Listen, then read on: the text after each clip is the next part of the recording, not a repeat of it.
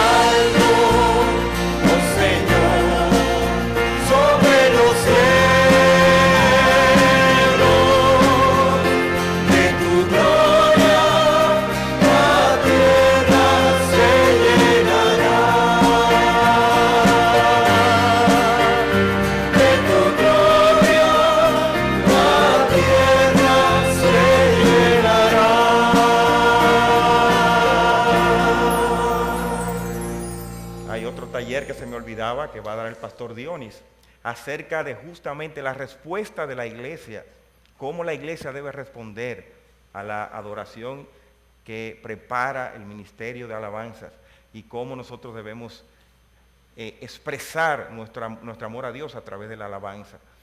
Así que se me pasaba ese taller, pero va a ser de mucha bendición también. Vamos a seguir cantando. Él es la roca de mi salvación. Fíjense las letras que estamos cantando. Nosotros le estamos diciendo, tú eres mi roca, Señor. Tú eres donde yo me apoyo, donde mi vida se afinca.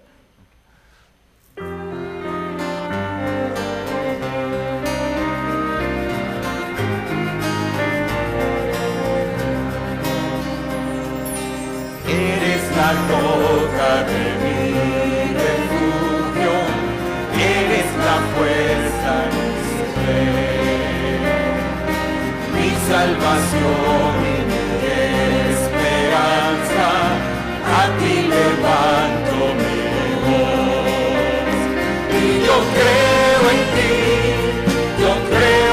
ti, por tu gran amor por mí. Me ayuda a ser mi debilidad, roca de mi salvación. La fuerza en las batallas, eres la paz en mi ser, consolación y auxilio presto, en ti seguro estaré. Y yo creo en ti, por tu gran amor por mí. Me ayuda a ser mi debilidad, roca de mi salvación.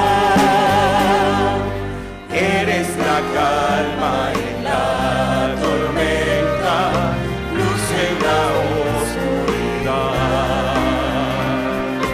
Llenas de paz a mi alma herida, solo en ti confiaré.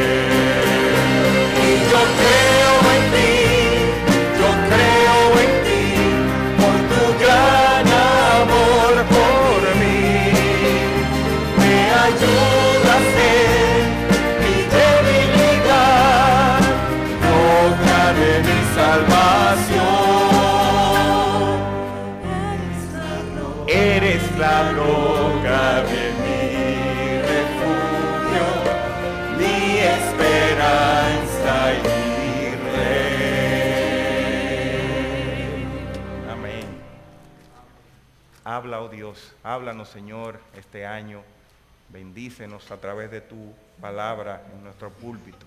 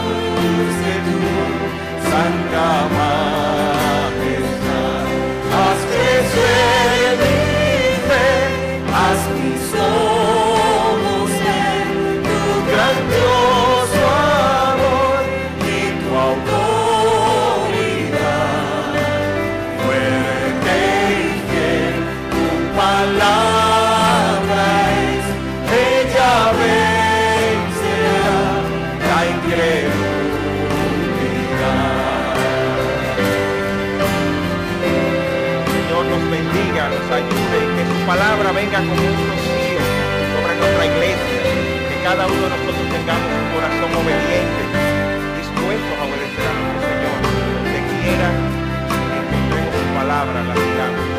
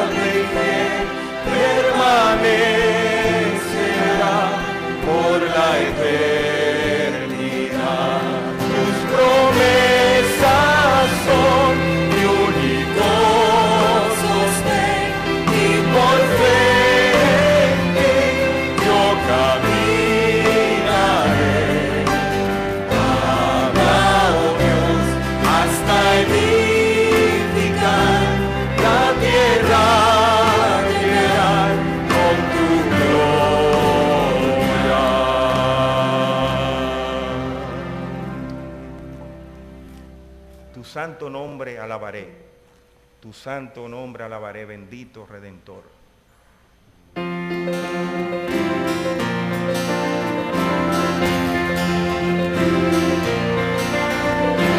Santo nombre alabaré, bendito Redentor, mi lengua es mi cantar podrá la grandeza de tu amor.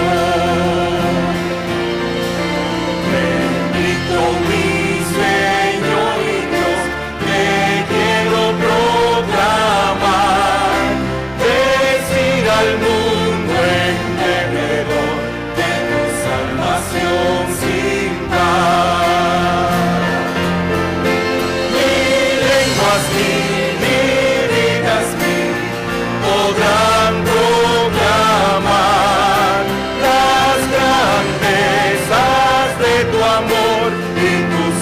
salvación sin par. Gloria a Dios, soy limpio ya.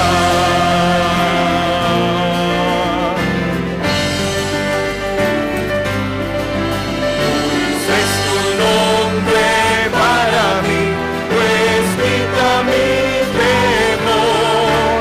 En él hay gracia, paz, salud para el pobre pecador. Sobre pecado y tentación, victoria te dará. Su sangre limpia al ser más vil. Gloria a Dios, soy limpio ya. Mi lengua es mil, mi vida es mil, podrán proclamar las grandezas de tu amor y tu salvación sin par. Gloria a Dios, soy limpio. Una vez más.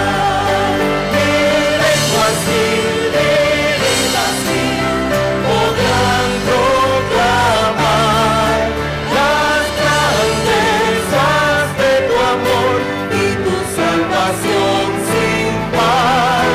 Gloria a Dios, soy limpio ya.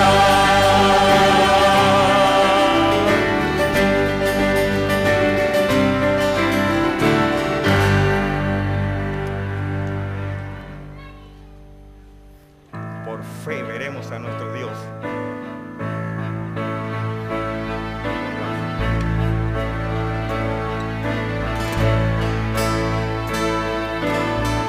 Por fe veremos a nuestro Dios, en el plan que creó en la eternidad, en la vida de los fieles que llamó a vivir por fe y no por ver. Por fe el justo vivirá. Por la fe caminamos junto a Él, promoviendo al invisible protector. Vivir por fe y no por ver. Sus promesas como rocas son. Sus promesas cumple nuestro Dios. Nos movemos solo por la fe en Él. Por fe y no por ver.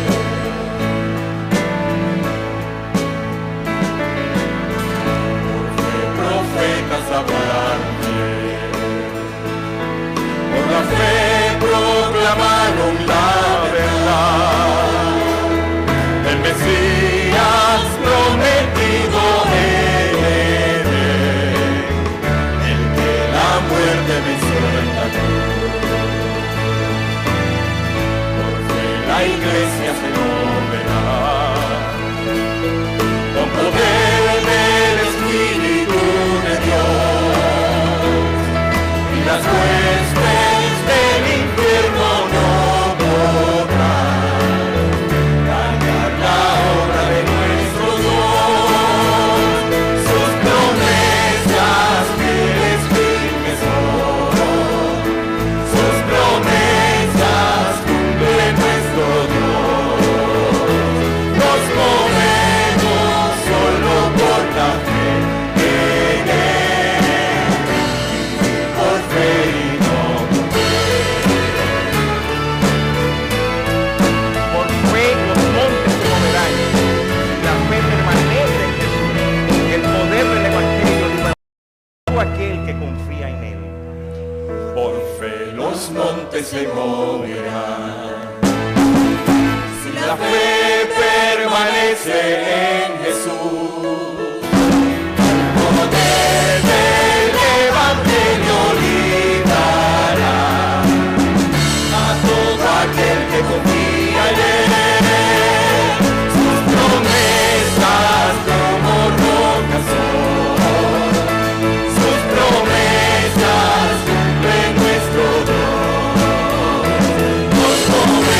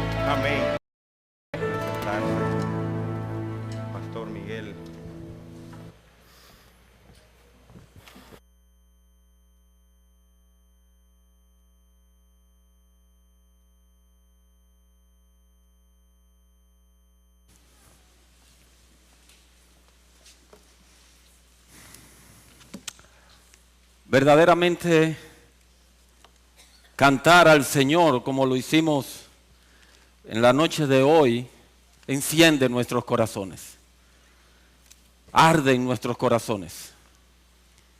Y es mi deseo, y oraba al Señor mientras cantaba, de que ahora la palabra de Dios haga arder nuestros corazones. Como aquellos discípulos que iban camino a Emaús, que nuestro Señor se agrade en abrir su palabra delante de nosotros y nuestros corazones ardan en la medida en que Él nos haga entender. Vamos al Salmo 90 para la lectura que quise dejar para el final y que pudiéramos cantar a nuestro Dios sin interrupción, y creo que fue una buena decisión. Creo que el Señor nos regaló un excelente tiempo de alabanzas a su nombre y sobre todo a la persona y a la obra de nuestro bendito Señor y Salvador. El Salmo 90 nos habla en los primeros 2 versículos de la eternidad de Dios. El salmista dice: de generación en generación. El hombre pasa, generación va, generación viene, pero Dios siempre es el mismo. Nosotros pasamos, pero Él sigue siendo el mismo. Él es eterno, Él no cambia. Y luego en el resto del Salmo nosotros vemos nuestra transitoriedad.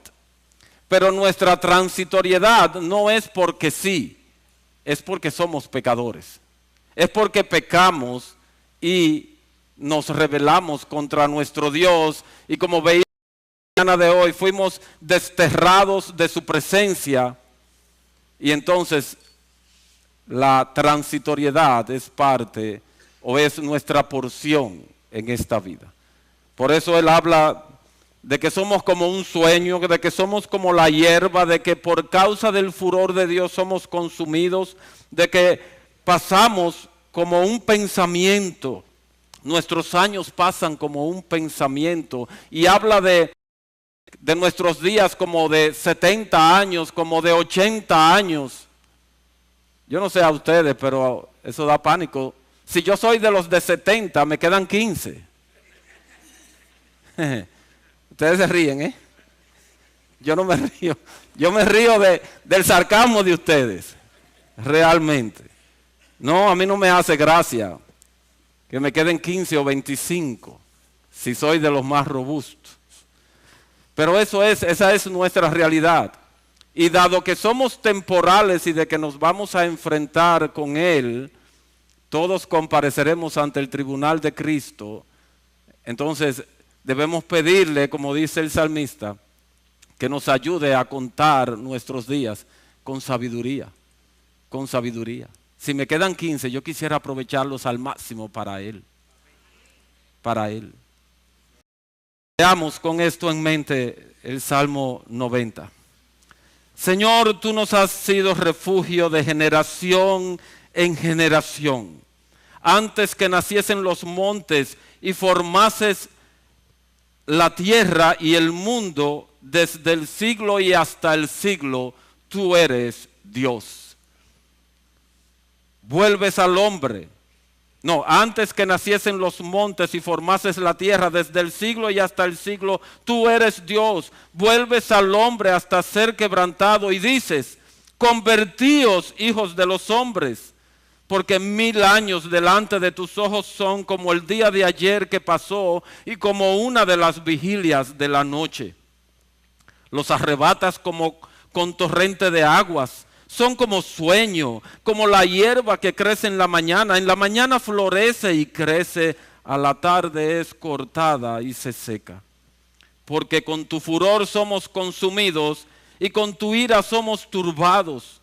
Pusiste nuestras maldades delante de ti, nuestros yerros a la luz de tu rostro, porque todos nuestros días declinan a causa de tu ira. Acabamos nuestros años como un pensamiento. Los días de nuestra edad son 70 años, y si en los más robustos son 80 años, con todo su fortaleza es molestia y trabajo, porque pronto pasan y volamos. ¿Quién conoce el poder de tu ira y tu indignación según que debes ser temido? Enséñanos de tal modo a contar nuestros días que traigamos al corazón sabiduría. Vuélvete, oh Jehová, ¿hasta cuándo? Y aplácate para con tus siervos. De mañana sácianos de tu misericordia y cantaremos y nos alegraremos todos nuestros días. Alégranos conforme a los días que nos afligiste y los años en que vimos el mal. Aparezca en tus siervos tu obra y tu gloria sobre sus hijos. Sea la luz de Jehová nuestro Dios sobre nosotros y la obra de nuestras manos confirma sobre nosotros. Sí, la obra de nuestras manos confirma. Vamos a orar. Al orar vamos a recordar a nuestra hermana Ramona Beltré y para que se lleven esto a sus casas. Ella sale mañana junto a su esposo a los Estados Unidos. Él sufrió un derrame hace poco y fruto o como consecuencia de ese derrame, él ahora tiene un aneurisma en una de sus arterias y van a chequearlo en los Estados Unidos. Así que oremos por ella, oremos por su esposo y que el Señor sea con ellos en este viaje. Oremos. Oh Dios de los cielos, qué privilegio tiene tu pueblo a lo largo de toda la historia de la redención. No ha habido una sola generación de tus hijos que no te tenga a ti en los cielos, de la cual tú no hayas sido su pastor, su guiador, su sustentador, sobre la cual tú no hayas derramado abundantemente tu misericordia y tu bondad. A pesar de que nosotros somos transitorios, pasajeros, tú eres el mismo ayer, hoy y por los siglos. Y aunque ahora nosotros estamos pasando por la vida en nuestra transitoriedad, tenemos la esperanza cifrada en Jesucristo de que ciertamente tenemos vida eterna y que gozaremos de ti por siempre. Gracias te damos, oh Dios, por la obra de Jesús en la cruz. Gracias porque por la obra de Él, por el amor de Él, ya no somos desterrados, sino que hemos sido nuevamente recibidos en tu reino como tus hijos para gozar de ti por siempre.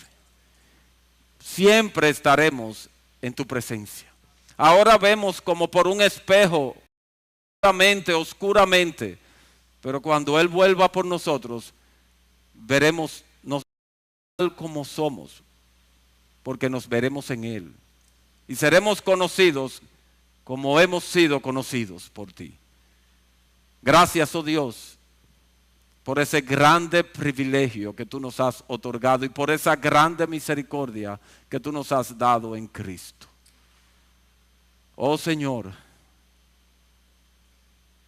mostramos nuestro dolor y nuestra pena por aquellos que aún continúan en su destierro y que pudieran estar aquí sentados muy junto a nosotros, creyendo que son de nosotros y no dándose cuenta del abismo que nos separa, porque no te tienen a ti. Acércalos, oh Señor, a ti.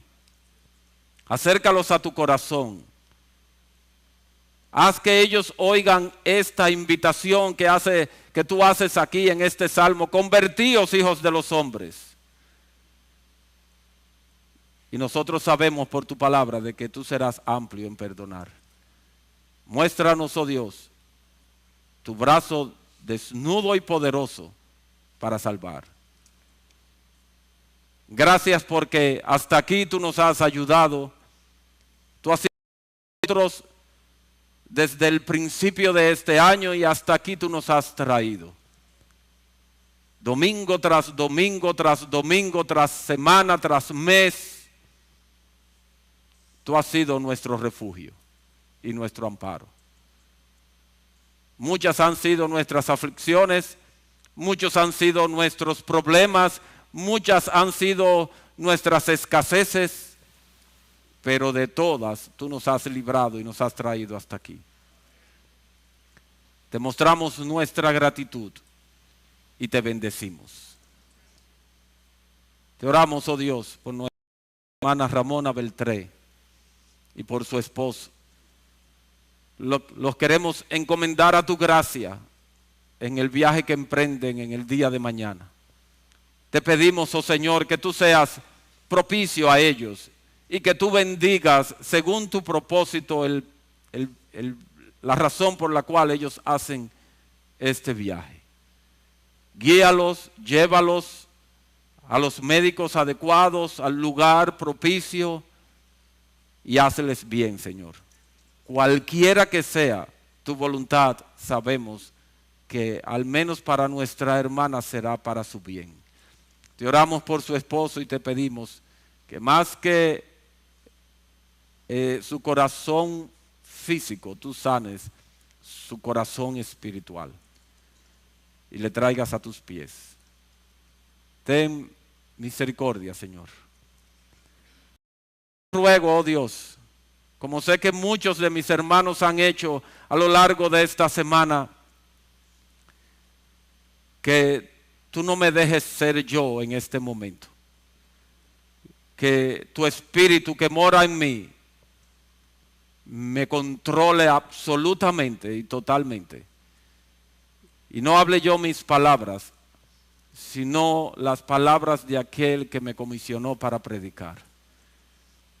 Ayúdame, Señor, por amor a tu nombre y por amor a mis hermanos, tus hijos también. Oh Señor, que por causa de este débil instrumento, tu pueblo no padezca hambre en esta noche. Te lo rogamos en el dulce nombre de Jesús. Amén. Amén.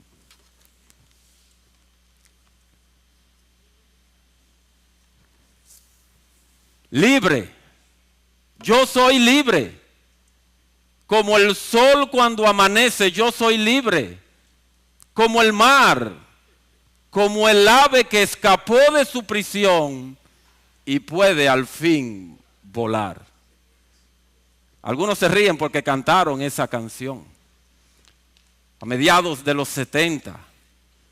La cantaron con la convicción de que realmente éramos libres. Qué ilusos fuimos y somos todavía.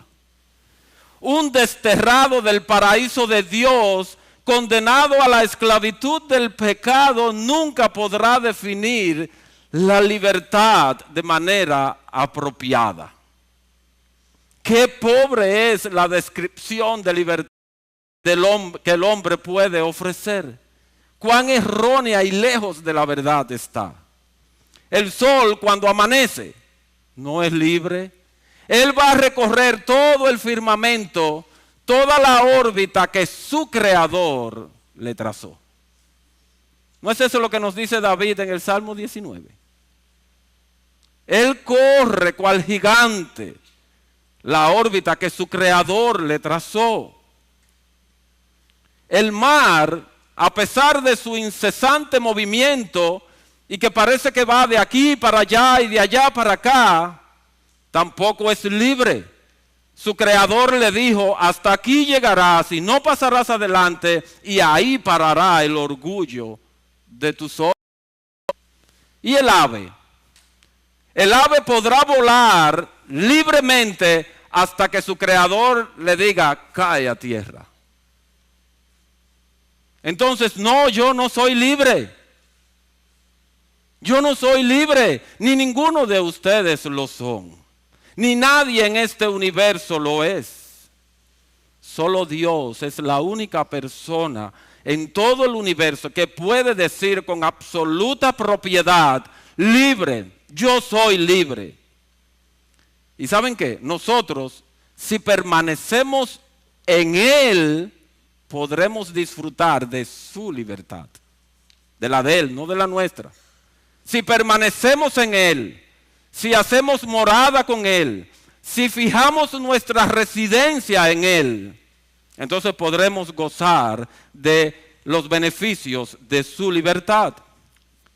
En el Evangelio de Juan, en el capítulo 8, en los versículos 31 al 36, Jesús nos dice, y yo quiero que lo vayan buscando porque lo vamos a leer: yo soy la libertad y el que liberta. En sentido general, eso es lo que nos dicen esos versículos. Yo soy la libertad y el que liberta. Versículo 31 de Juan capítulo.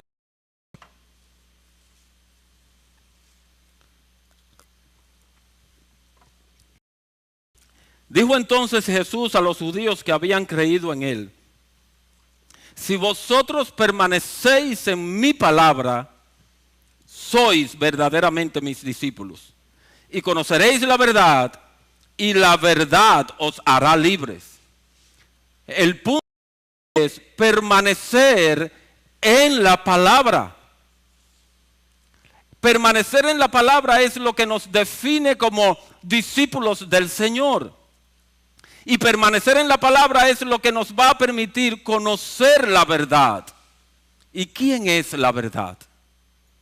El Señor dice en Juan 14:6, yo soy la verdad. De manera que conocerle a Él es lo que nos hará libres, porque Él es la libertad.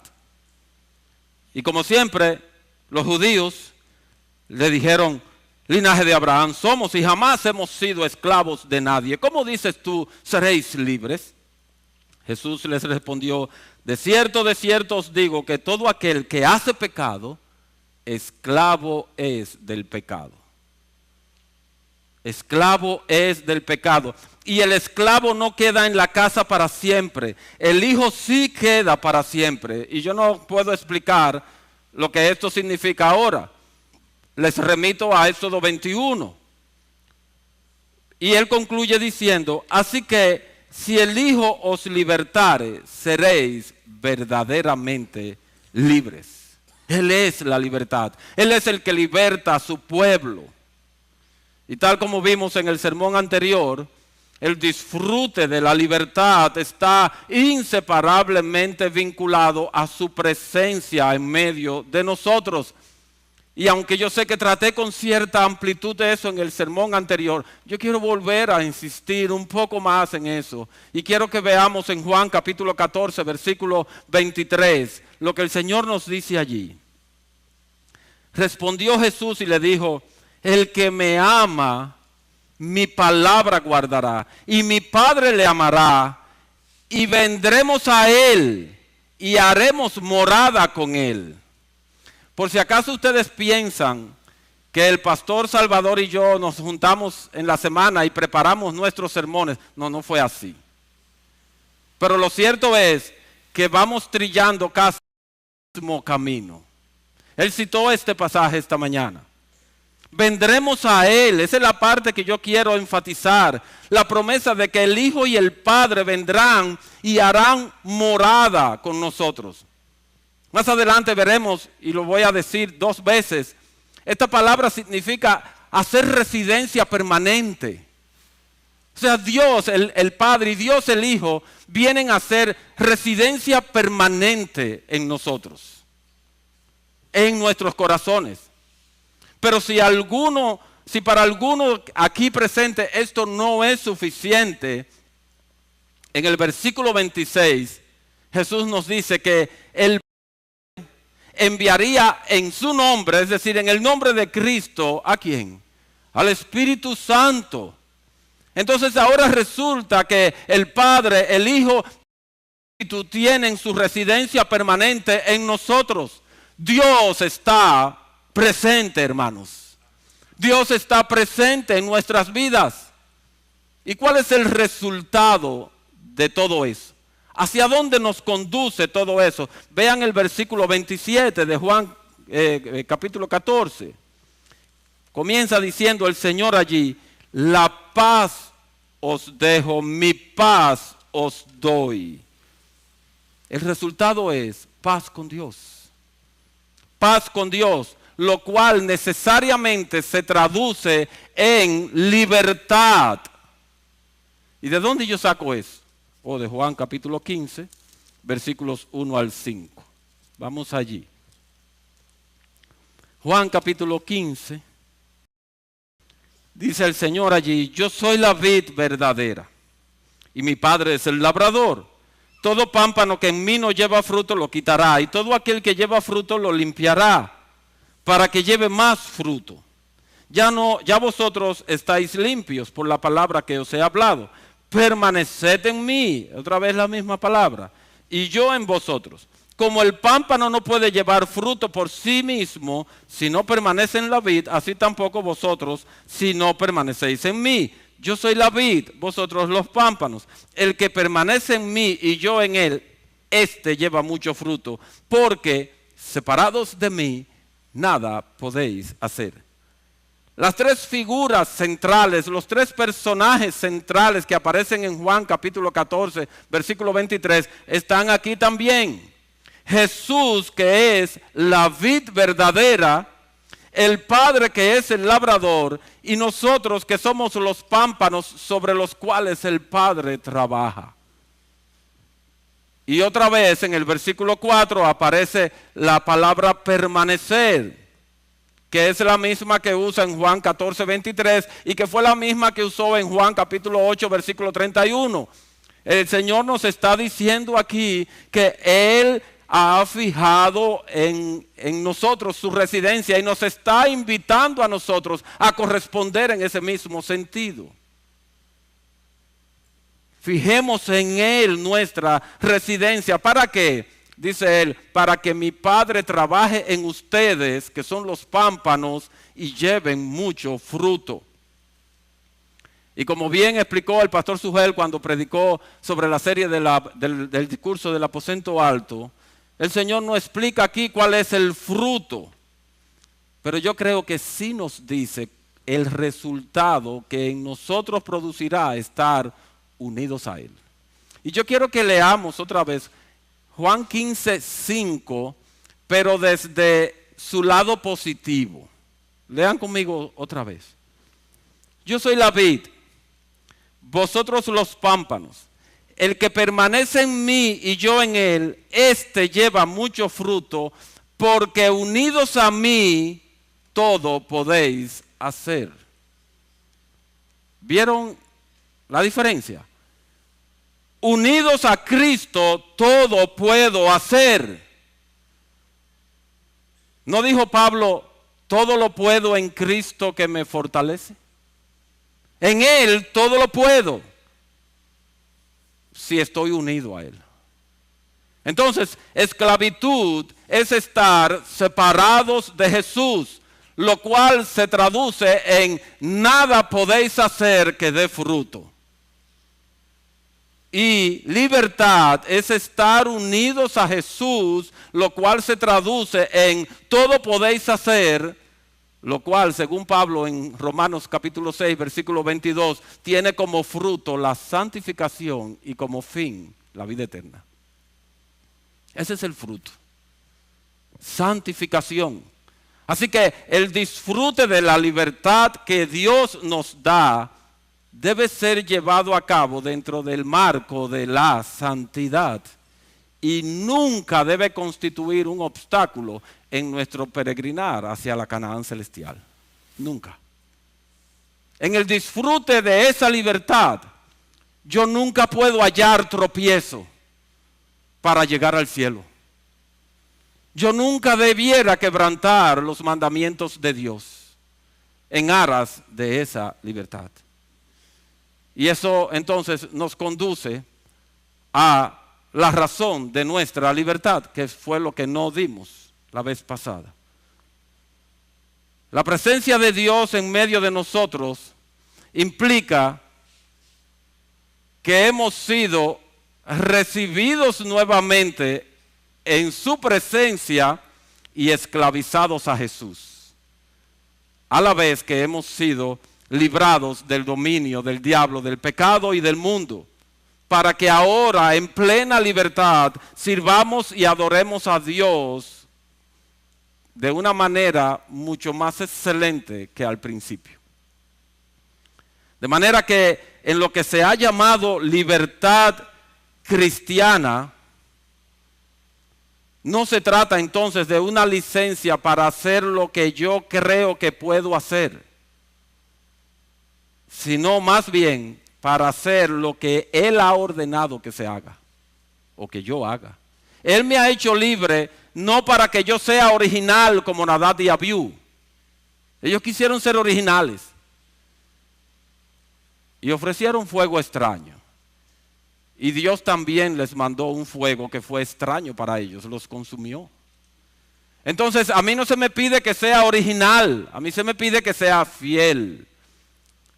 Cuando nosotros leemos el Pentateuco y vemos el cuidado que Dios se tomó en cada detalle de lo que tenía que ser la adoración a su nombre, nosotros veremos que hasta las objeciones Dios le salió al frente. Es para que no fuéramos originales en nada.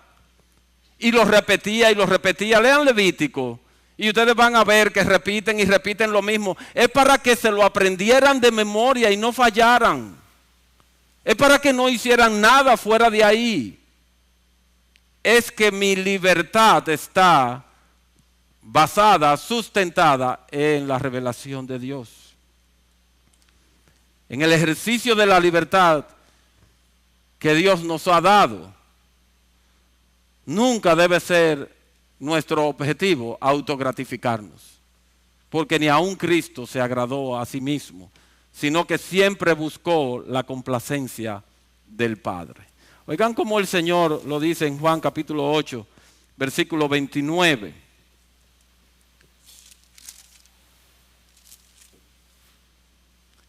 Porque el que me envió conmigo está. No me ha dejado solo el Padre. ¿Por qué? ¿Qué dicen sus Biblias? Porque yo hago siempre lo que le agrada. ¿Y ha habido alguien que haya sido absolutamente libre en este mundo? Sí, ese fue nuestro Señor Jesucristo. Y sin embargo, Él siempre hizo lo que le agradaba a su Padre. ¿Y qué de nosotros entonces, hermanos? Nosotros estamos muy pendientes de lo que a nosotros nos agrada. Ese es el problema que tenemos con la llamada libertad cristiana.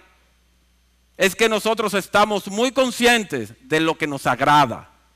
Es que estamos muy pendientes de lo que queremos hacer, pero no estamos tan conscientes de lo que fíjense que dije conscientes y no ignorantes, porque ignorantes no somos, pero no estamos tan conscientes de lo que le agrada a Dios y de lo que Dios pide de nosotros.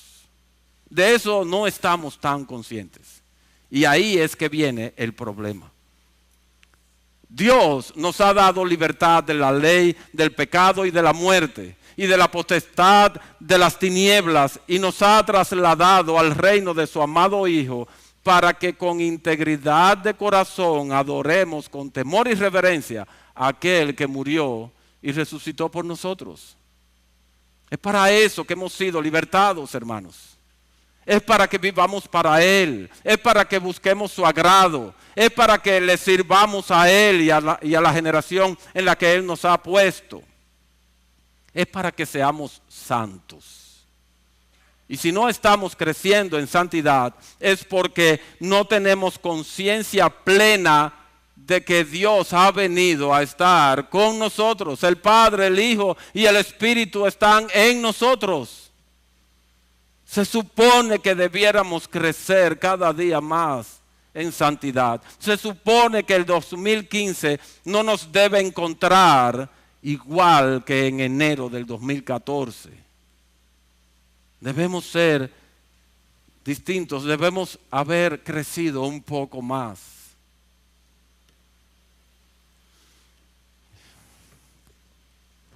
Si no estamos creciendo en santidad, tampoco estamos dando los beneficios de la libertad de Dios. De la libertad de Dios. Y yo quiero probar esto bíblicamente porque A nosotros se nos ha enseñado que las cosas hay que probarlas bíblicamente. Y yo quiero escoger 2 casos del Antiguo Testamento y un pasaje del Nuevo Testamento. El primero de ellos es Génesis capítulo 12, versículos 1 al 3. Dice así la palabra de Dios. Pero Jehová había dicho a Abraham: vete de tu tierra y de tu parentela y de la casa de tu padre a la tierra que te mostraré, y haré de ti una nación grande, y te bendeciré y engrandeceré tu nombre, y serás bendición. Y al final del versículo 3 dice: y serán benditas en ti todas las familias de la tierra. Hermanos, la razón por la cual Dios le pidió a Abraham que saliera de su tierra, de Ur de los Caldeos, de su parentela y de la casa de su padre, no fue sencillamente para darle una nueva tierra a él y a su descendencia y hacer de él una gran nación, aunque eso estaba incluido. La razón primordial por la cual Dios sacó a Abraham de Ur de los Caldeos, de una tierra idólatra, de una familia idólatra, es porque él quería hacer de Abraham un adorador que a su vez diera origen a todo un pueblo alrededor del mundo de adoradores. Fue para eso. Pero eso no se podía llevar a cabo en Ur de los Caldeos y en medio de la familia de Abraham, que como ya dije, era idólatra. En Josué capítulo 24, versículo 2, se nos dice que Taré con Abraham y Nacor servían a dioses extraños. Por tanto, Dios lo sacó de allí para transformarlo en un adorador que le sirviera en espíritu y en verdad. Me fijé que el pasaje dice, pero Jehová había dicho. O sea, lo había dicho anteriormente. Sal de tu tierra, de tu parentela, de tu casa, de la casa de tu padre. Sin embargo, Taré, su padre, le acompañó, y Lot, su sobrino.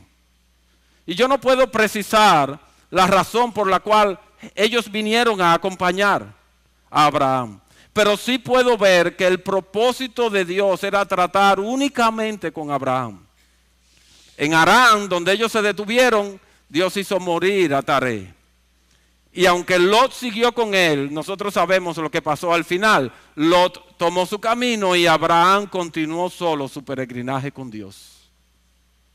Dios quería tratar con Abraham para hacer de él un verdadero adorador libre de la idolatría. Porque el pecado no es compatible con la santidad, así como la esclavitud no es compatible con la libertad. Libertad es santidad, santidad. El siguiente ejemplo, y uno de los más importantes, lo encontramos en el pueblo de Israel. Nosotros sabemos, según la promesa que Dios mismo le hizo a Abraham, de que ellos iban a ser sometidos a la esclavitud por Faraón en Egipto. Y esa esclavitud no solamente fue laboral, sino también social y religiosa. Y en ese contexto ellos no podían, aunque quisieran, servir a Dios, ni adorar a Dios. Y todo comenzó en Éxodo capítulo 5, cuando Moisés y Aarón se presentan ante Faraón y le dicen: Jehová, el Dios de Israel, dice así: deja ir a mi pueblo a celebrarme fiesta en el desierto. Y ahí Faraón se levanta y le dice: ¿y quién es Jehová para que yo oiga su voz y deje ir a Israel? Yo no conozco a Jehová, ni tampoco dejaré ir a Israel. Y ellos dijeron: el Dios de los hebreos nos ha encontrado. Iremos pues ahora camino de 3 días por el desierto y ofreceremos sacrificios a Jehová nuestro Dios para que no venga sobre nosotros con peste o espada. Entonces el rey de Egipto les dijo: Moisés y Aarón, déjense de estar de vagos y de poner al pueblo a holgazanear. Volved a vuestras tareas. Y dijo también Faraón: he aquí, el pueblo de la tierra es ahora mucho y vosotros le hacéis cesar de sus tareas. Dejen a esa gente que trabajen, no le busquen problemas. Y desde ese momento, hermanos, se inició una lucha, no entre Moisés y Faraón, entre Faraón y Dios, ¿Saben para qué? Para determinar quién finalmente tenía derecho de decirle a Israel lo que tenía que hacer. Faraón le decía, trabajen, y Dios le decía, adórenme. ¡Qué dilema! Pero ellos no podían adorar a Dios porque el yugo de esclavitud de Faraón estaba sobre ellos. Para ellos poder adorar a Dios, ellos tenían que ser sacados, ellos tenían que ser libertados de la esclavitud de Faraón. Y nosotros sabemos muy bien cómo terminó esta lucha. Dios demostró con toda claridad quién era el que tenía el derecho de decirle a Israel lo que tenía que hacer. Y yo quiero que me acompañen a Éxodo 19.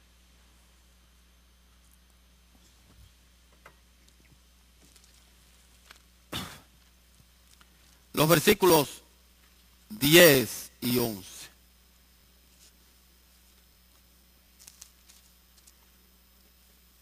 Dice así la palabra de Dios.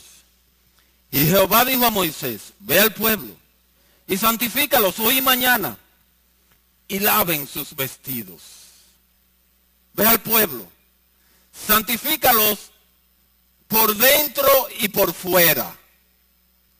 Hermanos, si noten eso, laven sus vestidos. No es un detalle insignificante. Nuestro Dios es una persona higiénica. Y a Él no le gusta la suciedad. Lo que Él les está diciendo a Moisés aquí es, santifícalo por dentro y diles que vengan aquí lavaditos y planchaditos.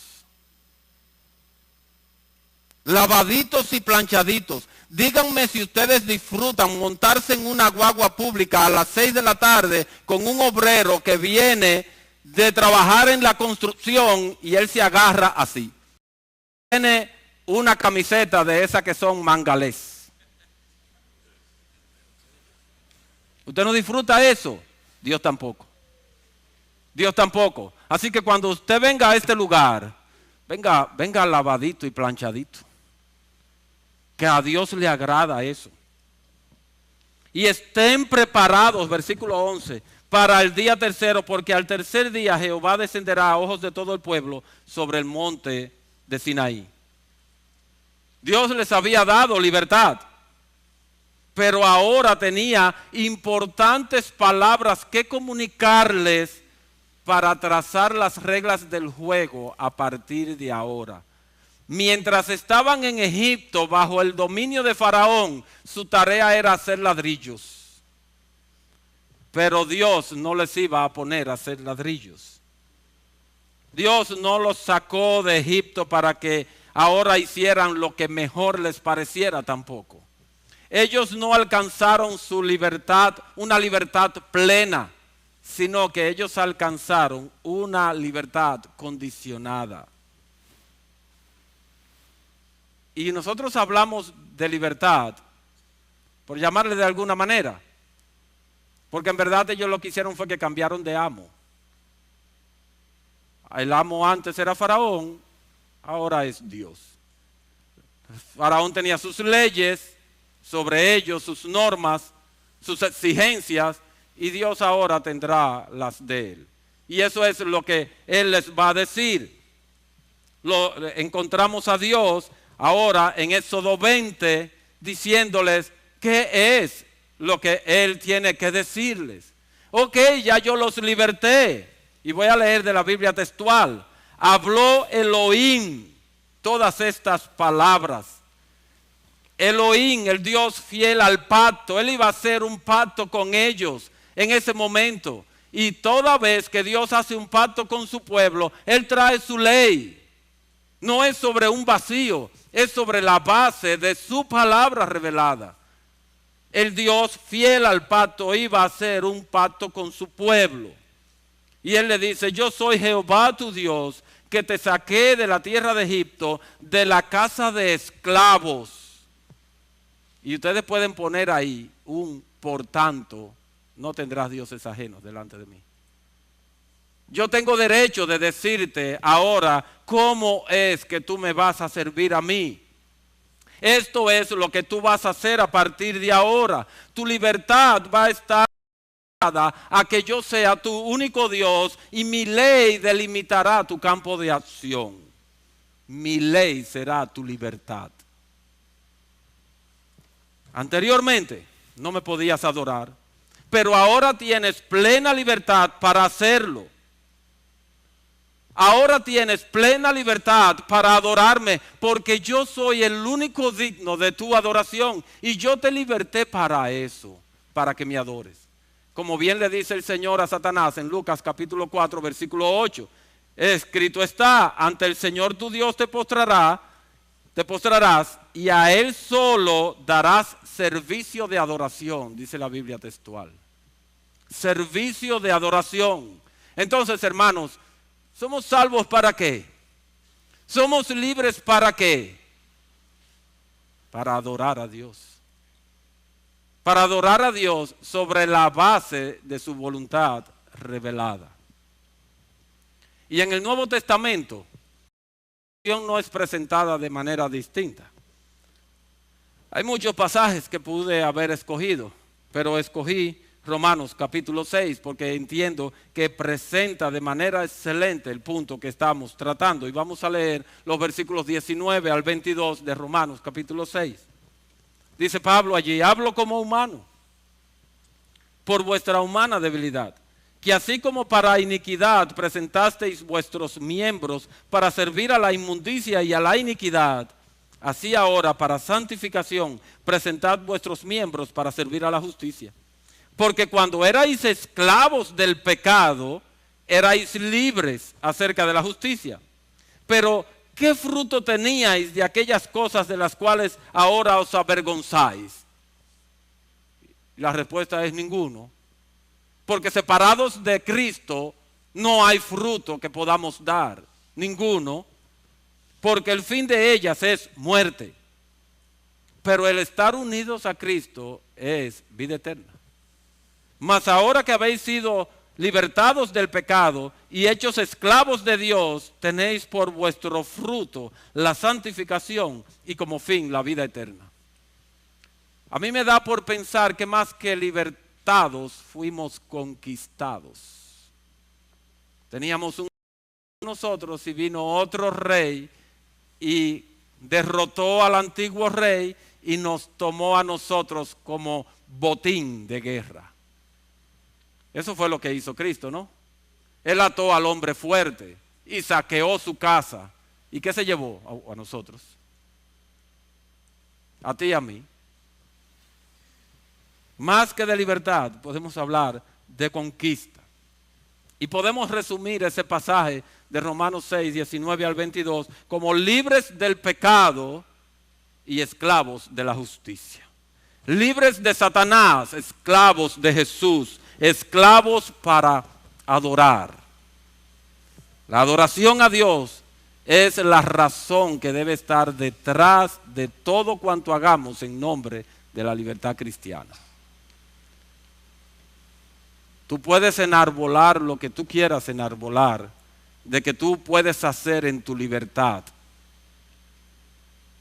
Pero si eso no te lleva a la adoración a Dios, y eso no me lleva a mí a la adoración a Dios, eso es otra cosa, pero no es libertad cristiana. Eso, como veremos más adelante, pudiera ser un derecho que te asiste, pero no es la razón por la cual Dios te libertó del pecado. Y precisamente, yo quiero ahora tratar de una manera general dos cosas que pueden causar que nuestra libertad se convierta en esclavitud del pecado. En primer lugar, cuando los estándares de la palabra de Dios son rebajados o sus mandamientos desvirtuados, nosotros podemos terminar siendo esclavos del pecado otra vez. Tal es el caso que el Señor trata en Mateo capítulo 5, versículo 21 en adelante. Allí hay una frase que se repite varias veces. Oísteis que fue dicho, pero yo os digo. Y muestra áreas donde los mandamientos de Dios o fueron rebajados o fueron desvirtuados. y quienes así los acogieron fueron reducidos a esclavitud otra vez. Fueron reducidos a esclavitud. Vayan conmigo a Marcos capítulo 7.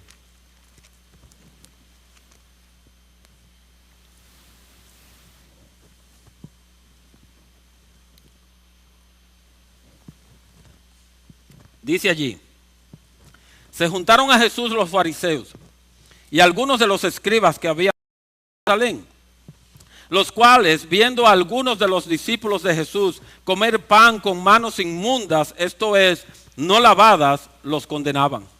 Porque los fariseos y todos los judíos, aferrándose a la tradición de los ancianos, si muchas veces no se lavan las manos, no comen.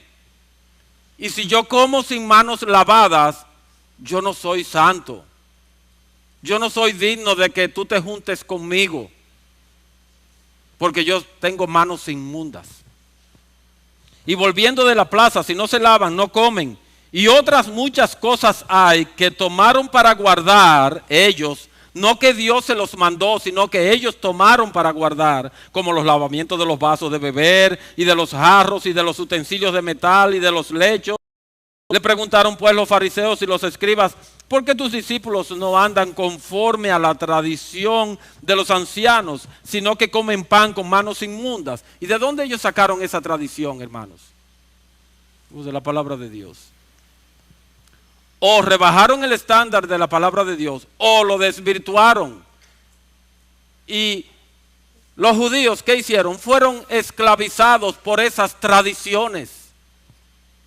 Entonces, nosotros debemos poner nuestra atención y conocer doctrina, sana doctrina.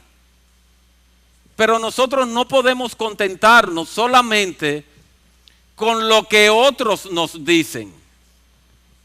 Habemos muchos aquí que el conocimiento bíblico que tenemos, la mayor parte, lo tenemos de habérselo oído a otro, pero no de sentarme a estudiar. Ustedes han oído mucho de la libertad cristiana,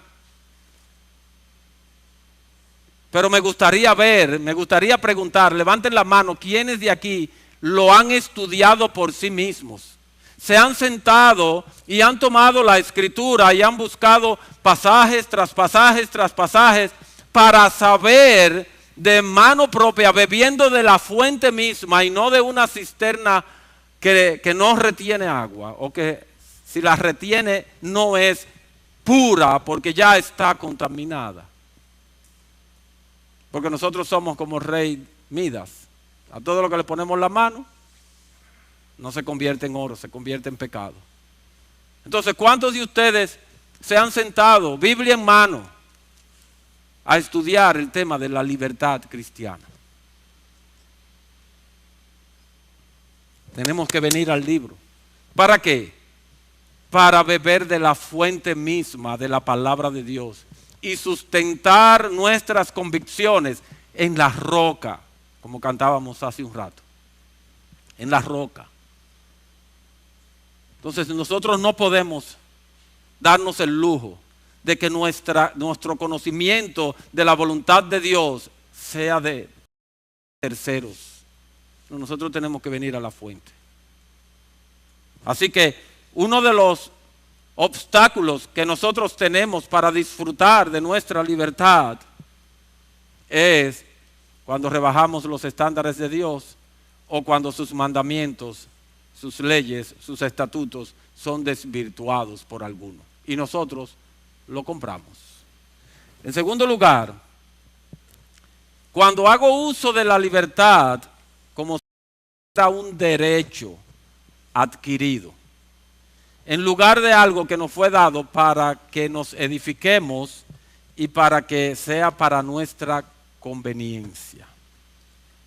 Hay cosas que son un derecho, hermanos, y hay cosas que Dios nos la ha otorgado, y nos ha dado libertad para eso. Vean 1 Corintios capítulo 9, versículos 4 al 6. dice Pablo allí. Y ese es uno de los primeros a Corintios, donde Pablo trata ampliamente el tema de la libertad cristiana. Desde el capítulo 8 hasta unos pocos versículos del 11, él trata el tema de la libertad cristiana. Y él dice en 1 Corintios 9:4, ¿acaso no tenemos derecho de comer y beber?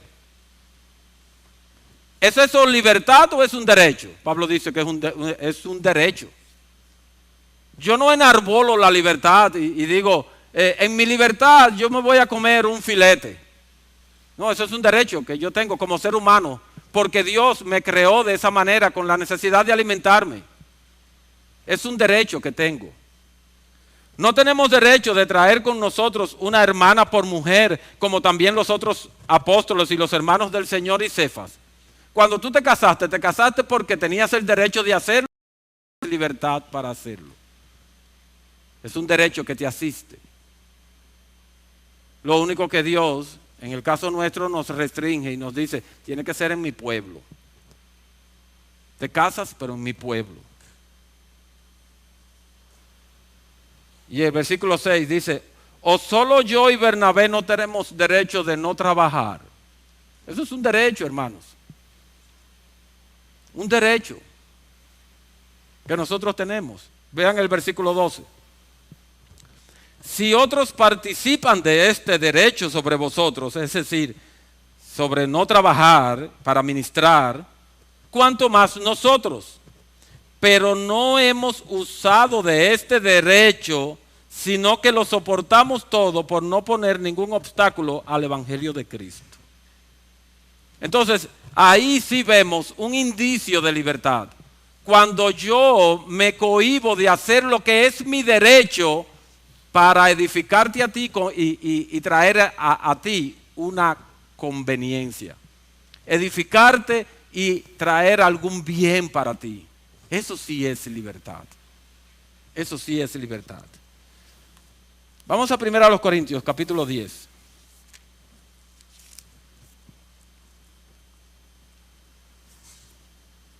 Dice el versículo 23. Todo me es lícito, pero no todo conviene. Todo es lícito, pero no todo edifica. Ninguno busque su propio bien, sino el del otro. De todo lo que se vende en la carnicería, comed sin preguntar nada por motivos de conciencia. ¿Por qué? Porque del Señor es la tierra y su plenitud. Si algún incrédulo os invita y queréis ir, de todo lo que se os ponga delante, comed sin preguntar nada por motivos de conciencia. Mas si alguien os dijere, esto fue sacrificado a los ídolos, no lo comáis, por causa de aquel que lo declaró y por motivos de conciencia, porque del Señor es la tierra y su plenitud. La conciencia, digo, no la tuya, sino la del otro. Yo me quiero parar ahí. Hermanos, aquí hay algunos que yo conozco que tienen mucho cuidado de su conciencia, de la suya. Pero Pablo dice aquí, no cuides tanto la tuya como la del otro. Es la del otro la que tú tienes que cuidar. Ten cuidado entonces, si cuidando tu conciencia hieres la mía en el uso de tu libertad. Ten mucho cuidado. Y si yo con agradecimiento participo, ¿por qué he de ser censurado por aquello que doy gracias? Si pues coméis o bebéis o os hacéis otra cosa, hacedlo todo para la gloria de Dios. No seáis tropiezo ni a judíos, ni a gentiles, ni a la iglesia de Dios, como también yo en todas las cosas agrado a todos, no procurando mi propio beneficio, sino el de muchos para que sean salvos. Sed imitadores de mí, así como yo de Cristo. Es en ese contexto que se desarrolla nuestra libertad cristiana. Tu bien, tu edificación, la gloria de Dios. Si no es así, entonces eso no es libertad cristiana. Eso no es libertad cristiana. ¿Tú tienes derecho a la recreación y al esparcimiento? Sí. ¿Tú tienes derecho a tomar vacaciones? Sí. ¿Tú tienes derecho a oír música popular? Sí. Sí. Pero, ten mucho cuidado con la música que tú oyes. A mí me gusta mucho Joan Manuel Serrat, ¿no? Algunos de ustedes lo saben. Pero yo no puedo oír en mi libertad una canción titulada Antes que sean las 10. ¿Y por qué? Porque describe una relación de fornicación. Para eso yo no tengo libertad. Yo tengo libertad para decirle a esa canción no. Y si tengo un CD puesto en mi carro, yo tengo libertad para hacerle al botoncito de adelantar, clic. Lo que yo no tengo libertad es para escucharla. Me gusta mucho Cortés, pero yo tengo libertad para decirle no a una canción titulada Sabra y Chatila. ¿Saben por qué? Porque en esa canción su autor cuestiona de manera insolente al Dios a quien yo adoro. Entonces yo le digo no. Yo tengo libertad para eso, para decirle no. No. Entonces, ¿para qué yo tengo libertad? Yo tengo libertad para decirle no al pecado, no al diablo, no al mundo. Para eso fue que Dios me libertó. ¿Por qué la ira de Dios se encendió vez tras vez, cada vez que el pueblo de Dios quiso volver a Egipto? Cada vez que ellos dijeron, nombremos un líder y volvámonos a Egipto, ¿qué hizo Dios? La ira de él se encendió y consumió parte del campamento. Porque en nuestra libertad nosotros no tenemos derecho de volver a Egipto. No tenemos derecho de volver atrás. Nosotros no somos de los que retrocedemos. Somos de los que marchamos hacia adelante, con los ojos puestos en Jesús. Para eso fuimos libertados, para decirle no al pecado.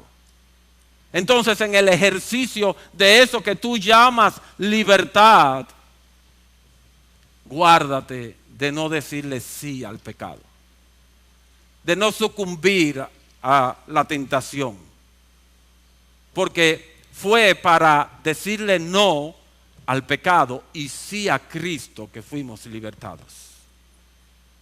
Entonces, haz lo que quieras para adorar a Dios, para servir a Dios, para honrarle a Él, para que Él sea exaltado. Vamos a orar.